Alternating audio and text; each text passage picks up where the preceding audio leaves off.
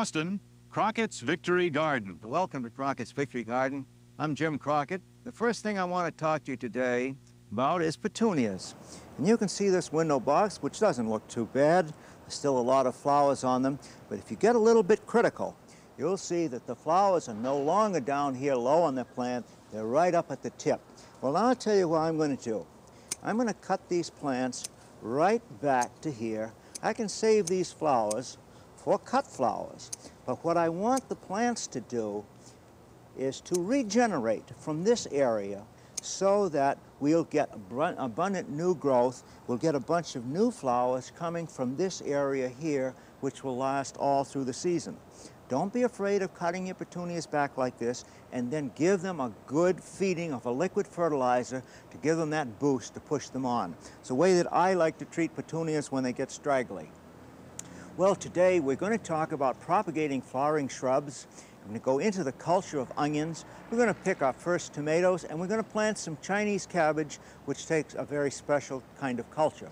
But first of all, let's look here at the annual bed again. And I want to come down right to this very end and show you this little plant called Johnny Jump Up. Now, Johnny Jump Up is a type of pansy. When I planted them in here this spring, they were plants which we started last summer. They were 2-3 inches tall. They got up 4 or 5 inches tall and was simply superb. Just so many blossoms. But you see what's happened to them. They've gotten old and tired. The leaves are turning yellow. The stems are straggly. All the blossoms are up on the top. And they tend to hang over the path like this. Well, I'll tell you what to do. I would just take plants like this, get them right out of the ground completely, and put in some new fresh annuals. The problem is that when you go out at this time of year to get some fresh ones, you're apt to run into, in your garden centers, some annuals which have been in containers for a long time, and they are old and tired. Long, gawky things. They've exhausted the soil in the little containers, and the leaves have all turned yellow at the bottom. They're not much better than what you're taking out. So I'm going to suggest, as I have before, that you start new plants all through the season. Now, here a month ago, I started these seeds of a Portulaca, just 1 month old, and these are the kinds of plants to look for. All right, let me show you what the Portulaca looks like. This is a typical Portulaca blossom, come in many, many colors. Now these, we'll just slip here into the place where the other plants came out from. Just drop them in like this. Now these will blossom all summer long. Now this plant will become 6 inches or more across and be loaded with flowers. And I'll tell you one other thing. If you haven't already, can't find plants and don't have some of your own seedlings, then it's not too late for you to sow the seeds. These will come very, very fast in this hot weather, and you get quick blossoms. Well, let me go right over beside the bed here, and we'll talk about this crop of oak leaf lettuce. Should say, first of all, that this is the third crop of lettuce. We've already harvested 2 crops of lettuce, plus a crop of radishes from this row. So this is 3 crops have been harvested, 4th is in the ground. We'll certainly get another one before the season is over. A good way, keep them coming. These seeds were sown just 1 month ago. Backing up from the lettuce, you'll see that we've put in a few herbs. And here you see, for example, some basil seedlings, about 1 month old. Handsome young plants. This comes right coincidental with the picking of the tomatoes, and you know how basil and tomatoes go together. Then beside it, we've put in a little border of the true thyme, the one which is used for flavoring so many kinds of dishes. These are good fresh, and they're good dried, so we can cut these stems off and dry the leaves. Backing up a little more, here are some clumps of chives, which we have sown as seedlings and simply popped those in there 3 or 4 days ago. Already they've made 2 or 3 inches of new growth. And then we have down here some chervil. Now, I'll tell you, if you'd like to try something special, take some of this chervil foliage and put it in with omelets. Very, very good. Then we have down here some sweet marjoram. Well, an herb with the name sweet in it, it's been around for many, many years. This is good in so many ways, fresh or dried. But that's the sweet marjoram. All of these herbs like dry soil and well-drained soil. It improves the flavor of them. I want to go down for a minute, and we're going to talk about chrysanthemums. Along in April, I set out in this area some chrysanthemum plants, which you see now. They were set out as single stems about 4 inches long without any side branches. When they got about 6 inches tall, you saw me pinch the tip out of them. When that happened, we got about 4 stems. Now remember that this plant had 4 stems. When I pinched it the second time, about a month or 5 weeks ago, I said I hoped that we would get about 16 stems from it. Well, I think we have certainly doubled that amount. All of these are now coming with flower buds. My tip for you on pinching is this. If your chrysanthemums have buds, it's too late to pinch them. But any of your varieties which do not have buds yet can be pinched now, but no later than the middle of July, otherwise you won't have any blossoms. But these will make handsome plants. You should always reset your chrysanthemums each spring, starting with a single plant. Now I'm going to come down to a basic part of gardening, that is cultivation. The first tool I'm going to show you is the one called the Cape Cod weeder. I like it has a sharp edge along here, and it has a point so that I can get in underneath plants like this. You notice as I cultivate, I don't go very deeply because I don't want to hurt any of the roots. I'm making what we call in gardening a dust mulch. This soil will eventually turn real dry and form a sort of an insulation layer to keep the loss of moisture at a minimum from underneath. Well, the Cape Cod weeder is good. And we have one called the magic weeder, made of 3 spring steel tines. This kind of a weeder has been around for 75 or 100 years. Very, very good thing for scratching around. Now, it doesn't cut weeds off, as you see. You can go right through weeds like this without cutting them off. And I purposely let the weeds grow in this little section of the garden because I want to show you not only that we have weeds, but the size that you should catch your weeds before you cut them off. Never let them get any bigger than this, and they won't give you a problem. Well, the easiest tool to use in pulling off weeds, I guess, is the old-fashioned hoe. Now, with the hoe, the purpose, again, is to slide underneath the plants like that and cut off their roots. Very, very simple to do. And then if you have any hilling up to do, of course the hoe is good because you can pull up around any particular plant that you need. This is the hoe, and it need not be a difficult tool to use. It's very simple to do if you never let the weeds get too big. Then we come to this tool, which is new to me this year, called the action hoe. Wiggles back and forth a little bit. With that, you slide it back and forth, and it cuts coming and going and just slides the weeds right off. Other ways to get rid of your weeds and make gardening easy. Well, let's look at some onions, and I have 2 different plantings of onions. The first one is this group here, which we planted out from onion sets early in April. Now, you remember what onion sets are. Those are the tiny bulbs that you buy in the spring, which are tiny onions. The best size for planting in the garden is about a 1/2 inch in diameter. The great big ones will often send up a flower stem. The little ones will make bulbs, and you see them. And you notice how floppy these are. Well, this is a perfect sign that these plants are beginning to mature. Now, gardeners at this point in the life cycle of an onion will often come along and just break them down like this. This will cause the entire plant to begin to regroup its forces, you might say. Whatever energy is in the leaf will go down into the bulb. Then this neck in here will shrivel, and the bulb will then be ready for pulling, and this will occur, I would say, in these probably 2 weeks from now. We'll be able to pull these as good mature onions. Now I'm going to go back over here and we'll look at some other onions. This is onions which are grown from seeds. And you can see here what we're talking about, this great big red onion in here. Beautiful things. Now, there are 2 or 3 reasons for growing onions from seeds.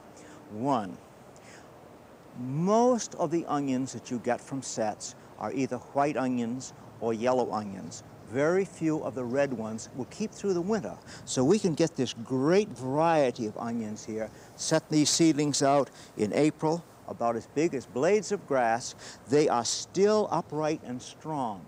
They haven't started to go to pieces as the others are, so these are still growing and we'll get some massive bulbs out of them. Next, I want you to look at my sweet potato patch. And I know if you're living in the South and you say, oh boy, look at his sweet potato patch, one plant. We just don't have much room in this garden. We brought in some soil which is well-drained, sandy soil, which sweet potatoes like. Put one plant in here where we can confine it. Sweet potatoes in well-drained, light soil will form nice, chunky tubers, which are great to use in the kitchen. If they're in heavy soil or wet soil, they form those long, stringy ones, which aren't as good, don't taste as good. Now I want to go from there over to talk about beans. And I'm going to just pick a couple of bean pods here to show you the size bean that I would like you to pick. Now these seem very, very small to you. This is a variety called Royalty. And it seems tiny, and you might say, well, gee, why don't you let them grow up a little bit? Let me tell you that in France, the restaurateurs will pay a premium to the grower who will pick them when they're tender like this. And you can do this very thing in your own kitchen. You can buy all the tough beans you want, but you don't need to. You can grow your own and pick them when they're young. All right, let's go from there and we'll look at some tomatoes and pick a few tomatoes. Now, I each year try to grow some new varieties, and this new variety I grew was a British one called Sigma Bush. You probably haven't this one. You can't find this in your garden centers, but I sent away this from seeds because I liked the idea of growing a different one. Well, it turns out that it is a very determinate bush. It's not one that you could ever stake. It's a cherry tomato, a pretty good-sized cherry, and fairly large. But I find some faults with it. For example, some of the fruit is splitting like this. Well, I think that this splitting is a function of the fact that this plant doesn't have much of a foliage cover. Well, we say good things about it. It's early. It certainly is prolific. Now, that's a fruit that's pretty good, but 3 or 4 out of 5 of these have splits on them. That doesn't mean that they're not good to eat, but I would say earliness, but I wish they had more foliage. Let's look for a minute at some of our other tomatoes. Now, well, let's take another cherry tomato right here, the standard one we've grown for years called Small Fry. Nice tomatoes, but not a ripe one yet. And that's you sort of have to balance one against the other. And this is our first of our large sized standard tomatoes called Early Girl, ripening here, nice clusters on a stake. And we have next to it on a stake a mid-season variety. This one is Jet Star. Notice you're getting some yellowing of the foliage, and by the way, some curling of the foliage, which is normal on tomatoes, doesn't hurt them. Then the same variety, Jet Star, grown here in a cage. Look at the fruit, a nice lot of it. It's going to be perfect, I think. No foliage, no scratches or sunburn on the fruit because they're shaded, but they are going to be later. I think you should grow some on stakes for earliness, some in cages for great quantities and ease of culture. Now we're going to talk about a really lovely new flower on the gardening scene, and that is the white marigold. Now I'm talking about a flower which is, some people, the late Everett Dirksen, wanted to be the all-America flower. Comes from Mexico, and is usually orange or yellow. Well, about 20 years ago, the Burpee Seed Company set up a contest, and it said the first person who would show them a white marigold, a little over 2 inches in diameter, they would pay $10,000. Well, they did pay this $10,000 to Mrs. Alice Vonk of Sully, Iowa. Now, these are not Mrs. Vonk's seedlings. Over the years, the Burpee Company themselves have been working toward this goal, and these are some of Burpee's own seedlings. They're still working to perfect them. But the beautiful thing about the flowers is this. These flowers, since they're white, will go with anything in the garden, whereas a bright yellow or rather strong orange is sometimes difficult to combine with other flowers. Now we're going to talk about corn. I'm going to walk right down to the end of my corn patch, which, by the way, has 5 different varieties in it, all planted at the same time. The latest corn is down here, just beginning to show a few tassels. This will get quite tall before it's mature, and it won't be mature for at least a month, maybe 6 weeks from now. Then as I move along, you'll see that the corn becomes progressively mature, although not as tall. This is our main season corn. And then we come all the way down here to the rather dwarf ones, which are the earlies. Now, the early varieties usually don't have as good a flavor, but you know that first ear of corn is awfully hard to beat. So here comes the next thing. How do you tell when an ear of corn is ready for harvesting? 2 or 3 ways. Right to begin with, you look at the corn silk itself. Push some of those leaves over. Now you see it's getting brown, but if I turn that over, you see there's green on it too. So that is a certain sign that it's headed in the right direction, but it's not really ready yet. This silk has to turn dark brown before I would have any indication that it's ready for picking. Now the next thing is just squeeze the ear gently. Now, as I feel that, I can see that it's rather soft. It feels a little hollow. When those kernels have popped out, you know they'll fill that right in rather nicely. And I know what you're going to do and what I'm going to do. I'm going to peek. Now, you can peel them down like this. It's coming, but you know it's not quite ready for harvesting yet. And by doing this, these kernels are going to be sacrificed. But you know, with a little practice, you'll finally figure out a way to do it. Now, I've had a lot of questions from people who say, oh, the birds and the squirrels, they get into my corn patch. What can I do about it? Well, just take a few paper bags. When your ears get about this size, go right on down, put a paper bag over the top of them, and they're in pretty good shape. That will take care of the squirrels and the birds until they're ready to harvest. Now I want to go down and we'll plant some Chinese cabbage. And I said that the Chinese cabbage had a particular type of culture which you must remember if you want to ever grow them to the point of harvesting.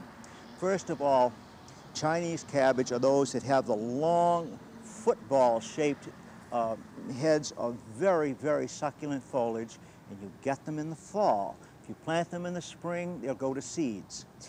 But you plant them in midsummer and harvest them in September and October, November. Now the trick is, if you try to transplant a seedling of the Chinese cabbage, you apparently shock the plant into premature aging, and it again goes to seeds. So what I'm going to do here is just to drop a few seeds at each point about a foot apart, because that's where I want these plants to go. Just put in a few seeds at each point. We'll cover them over about a ½ inch deep. And then when the seedlings come up, I will come along and thin out the ones that I don't want and simply save a plant at each 1 foot interval. Well, we have a lot of things to do in the greenhouse, so let's go inside there next. The first plant I want to show you is a heliotrope. I have one of them right here. And sometimes this plant is called cherry pie, and I've never been able to figure why that particular name should be, but a very lovely thing and exceedingly fragrant. It's a thing which will blossom indoors in the wintertime as well as the summer. These are grown from seeds. You can save the better ones, root cuttings from them, and grow them indoors in the wintertime. That is the heliotrope. The next thing I want to talk about now are those tulip bulbs I promised to get to. Last spring you saw on the side of my greenhouse a whole bed of tulips in flower. Then after the flowers faded, we dug the plants out, put the bulbs in a resting bed and let the foliage mature, then dug the bulbs, and here they are pretty well dried out. Now comes the next stage. We clean off, you take off this basal plate here like this, and this is what we get. Instead of one bulb, which was in the ground, I have one bulb here, which is large enough for flowering next year. I have one which won't send a flower, but it's big enough to send out a couple of strong leaves. And then we have this little baby one, in this instance, which is probably 2 or 3 years from flowering size. So separate these according to size, put them in paper, I like brown paper bags to store them until October, then plant them in your garden. The large ones will flower. These others you'll sow just as though you're planting onions or something in your garden. Put them to one side and let them grow and mature, and they will become larger and larger. And then eventually you'll have some to put into your garden. Well, now I come to what I hope is one of the most interesting phases of this program. That is the propagation of flowering shrubs. I know that you have seen plants in your friends' gardens. You said, gee, I wish I had one of those. I don't know where to buy one, or they cost a lot of money and I never got around to it.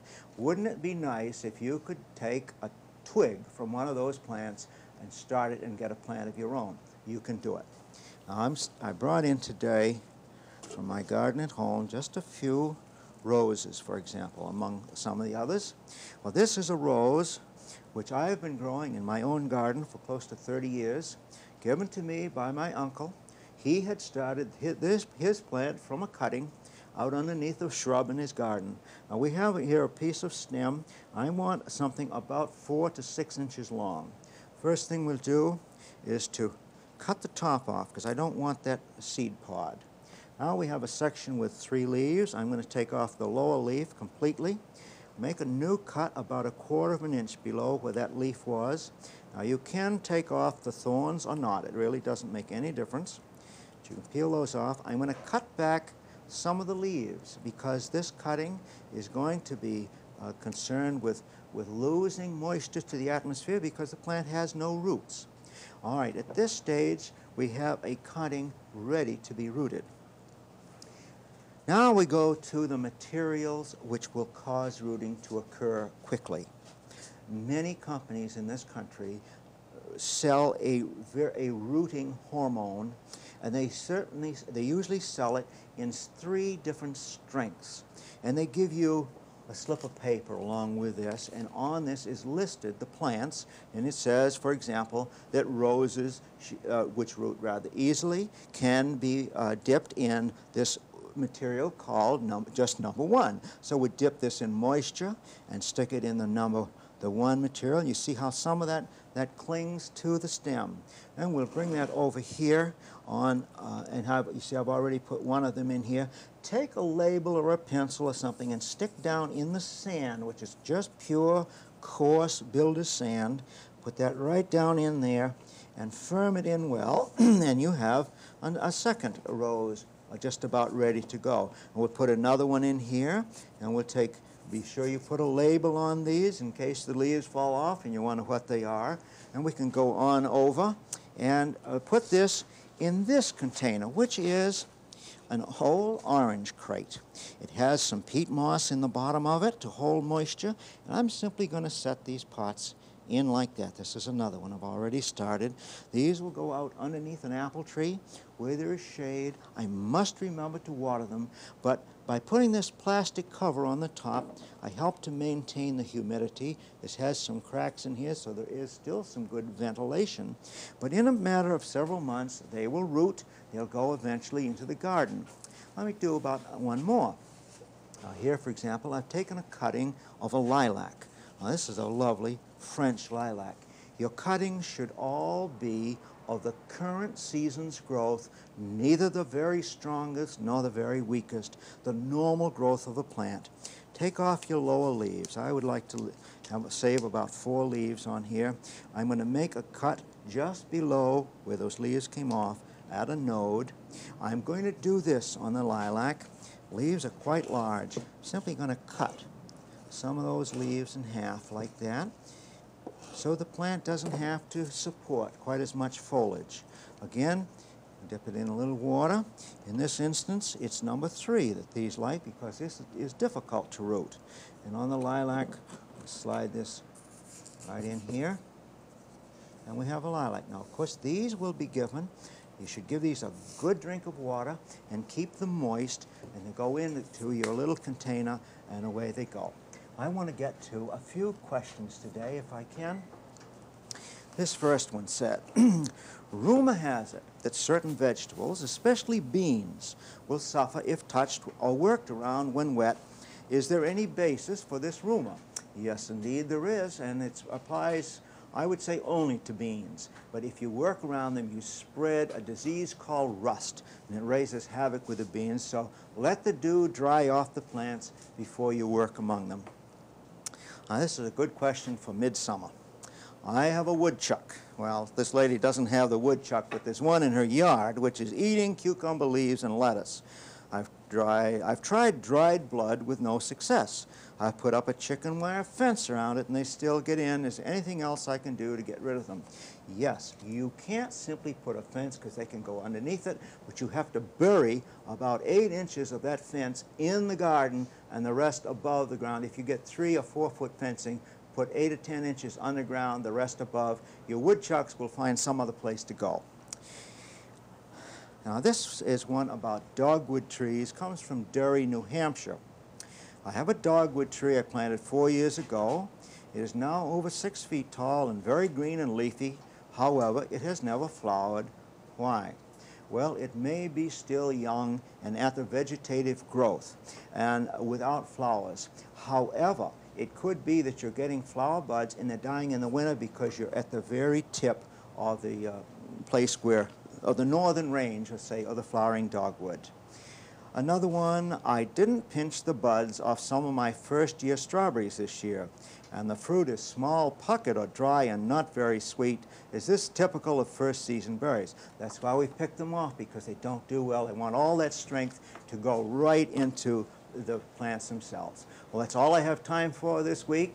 Next week, we're going to tell you how to rejuvenate the old poinsettias. We should be picking some peppers, and I want you to be around for the first picking of the sweet corn. I'm Jim Crockett in Crockett's Victory Garden. I hope you enjoy the program every week.